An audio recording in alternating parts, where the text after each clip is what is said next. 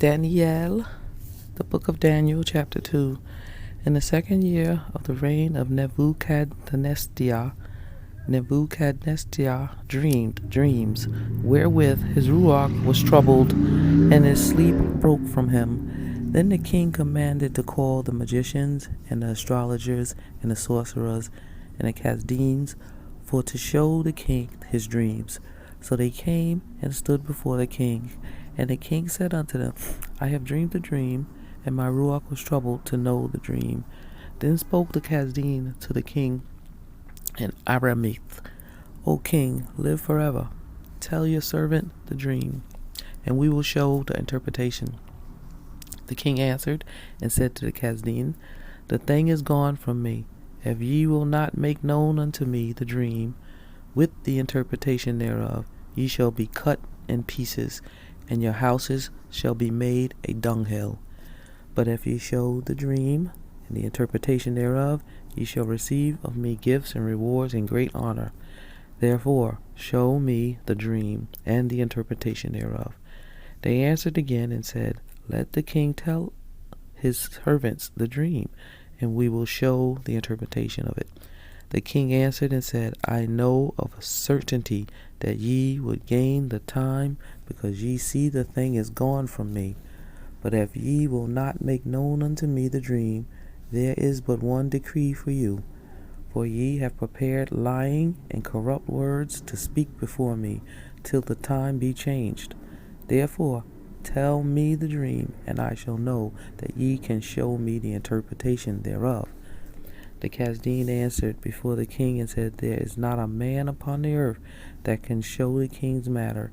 Therefore there is no king, lord, nor ruler that asks such things at any magician or astrologer or Chaldean. And it is a great thing that the king requires, and there is none other that can show it before the king, except the Elohim, whose dwelling is not with flesh. For this cause the king was angry and very furious, and commanded to destroy all the wise men of Babel. And the decree went forth that the wise men should be slain, and they sought Daniy'el and his fellows to be slain. Then Daniy'el answered with counsel and wisdom to Arioch, the captain of the king's guard, which was gone forth to slay the wise men of Babel. He answered and said to Arioch, the king's captain, Why is the decree so hasty from the king? Then Arioch made the thing known to Daniy'el. Then Daniy'el went in and desired of the king that he would give him time, and that he would show the king the interpretation. Then Daniy'el went to his house, and made the thing known to Chanayahu, Mishael, and Azaryahu, his companions, that they would desire mercies of the Elohai of heaven concerning this secret, that Daniy'el and his fellows should not perish with the rest of the wise men of Babel. Then was the secret revealed unto Daniy'el in a night vision. Then Daniy'el blessed the Elohai of heaven. Daniy'el answered and said, Blessed be the name of Elohai forever and ever, for wisdom and might are his, and he changes the times and the seasons. He removes kings and sets up kings. He gives wisdom unto the wise, and knowledge to them that know understanding. He reveals the deep secret things. He knows what is in the darkness, and the light dwells with him. I thank you and praise you, O Elohai of my fathers, who has given me wisdom and might, and has made known unto me now what we desire of you. For you have now made known unto us the king's matter. Therefore Daniy'el went unto Arioch, whom the king had ordained to destroy the wise men of Babel.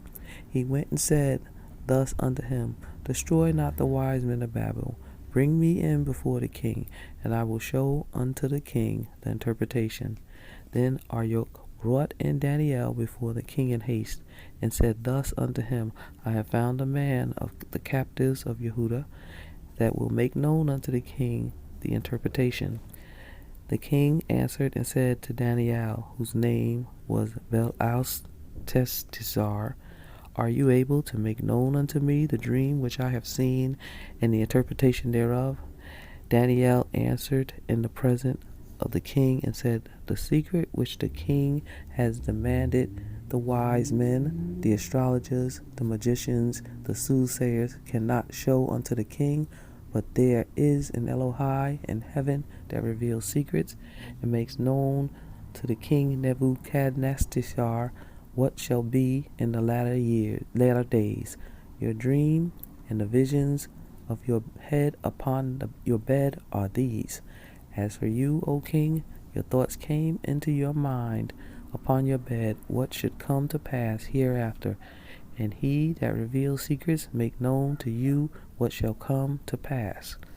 But as for me, this secret is not revealed to me for any wisdom, that I have more than any living, but for their sakes that shall make known the interpretation to the king, and that you might know the thoughts of your heart.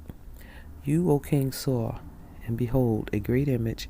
This great image, whose brightness was excellent, stood before you, and the form thereof was terrible. This image's head was of fine gold, his breast and his arms of silver, his belly and his thighs of brass, his legs of iron, his feet part iron and part clay. You saw till that a stone was cut out without hands, which smote the image upon his feet that were of iron and clay, and broke them to pieces. Then was the iron, the clay, the brass, the silver, and the gold broken to pieces together, and became like a shaft of the summer threshing floors.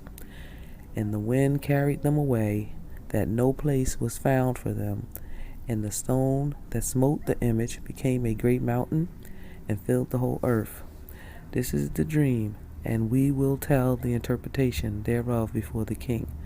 You, O king, are a king of kings, for the Elohai of heaven has given you a kingdom, power, and strength, and glory.